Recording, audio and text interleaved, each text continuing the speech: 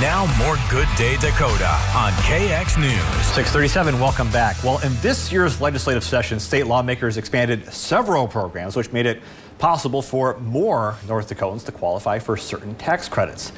Speaking with us this morning is North Dakota Tax Commissioner Brian Kroshus. Brian, thank you so much for being here. Yeah, it's good to be here. Thanks. So first of all, what are some of the tax credits and refunds being offered right now?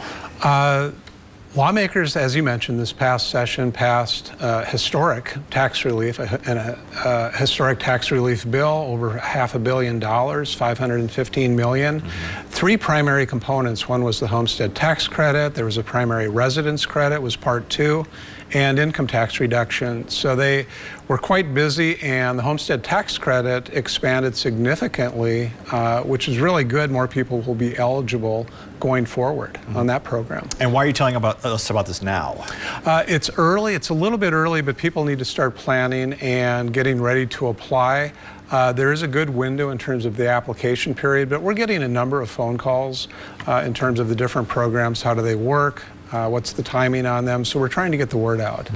And how do individuals or families qualify for some of these programs? On the income tax reduction, the rates went down. That's already happening. Withholding tables should have been adjusted by employers, so people should be seeing that relief, that benefit already in their paycheck. Okay. The homestead tax credit is another program. The applications are available. They can go online, start looking at those, but that really casts a wider net for people to take advantage of that particular credit.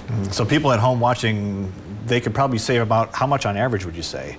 On average would be difficult to say. Okay. It's going to depend on the value of their home, but it could be up to $2,000 in property tax relief for the homestead tax credit. That's about where it's going to max out, depending on income. For some individuals, it'll be about half that.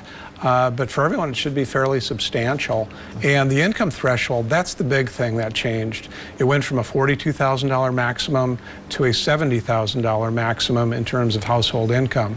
So more people will qualify to apply, and that's good to help ease that obligation, that tax bill. Do you get some feedback as to things like, oh, I don't know if that qualifies for me? What would you say to people who might be thinking about that? We do, and when we look at how many people are eligible, how many people actually apply, it's a fairly high percentage in that for that particular program, but still about 1 in 5 people who are eligible aren't applying. So we tell them, go to our website, or in this case, go to the county website, your city website, take a look at the information. It doesn't hurt to ask, and if you qualify, it could mean substantial savings, so we really encourage people to do that. North Dakotans like saving money. That they do, and it was a big package that lawmakers passed this last session. They did a good job. All right, well, Commissioner Brian Kroshus, thanks for getting up early to tell us all about that. We appreciate it, and I know a lot of our viewers do too.